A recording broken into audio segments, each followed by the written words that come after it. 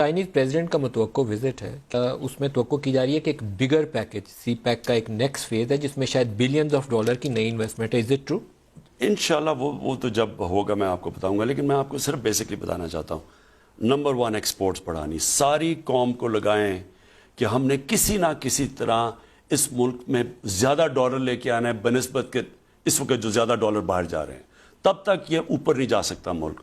اس کے لیے number 1 exports, number 2 remittances, وہ ہماری بڑھنی شروع ہو گئی. جو ہمارے باہر ورکرز ہیں ان کا ہم پیسہ بینکنگ چینل سے لے کے آئیں.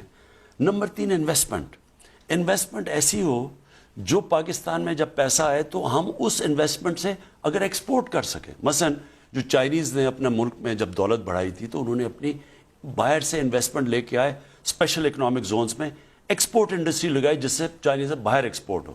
جب تک ہماری ملک ایکسپورٹ نہیں شروع کرے گا، جو بدقسمتی سے ہم نے 50 سال سے نہیں کی، تو اور اس کے علاوہ ہم اپنا جو ملک میں جو چیزیں ہم باہر سے منگواتے ہیں، مثلا دالیں باہر سے آ رہی ہیں، مثلا ہم گھی جو ہے وہ پام آئل باہر سے آ رہے ہیں، یہ ساری چیزیں پاکستان میں ہو سکتی ہیں. تو اب ہم اس ملک میں بھی وہ چیزیں، زیتون ہے، اب ہم آپ کو پتہ ہے کہ انڈس کے جو سجے ہاتھ پہ رائٹ بینک پہ جتنا یہ سلیمان رینج ہے، یہ بہترین علاقہ ہے زیتون کا. ہم یہاں اس میں لاسٹ کپل آف منٹس ہیں، نہیں میں سمجھا دوں آپ کو، یہ بڑا ضروری ہے.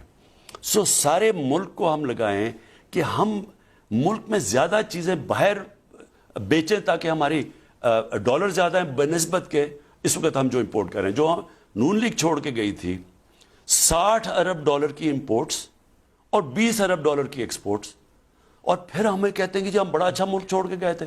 تو وہ ملک میں جدھر اگر آپ 3 گنا زیادہ باہر سے مال، یعنی آپ کا ڈالر 3 گنا زیادہ باہر جا رہا ہے، وہ ملک تو غربت میں پڑ جائے گا.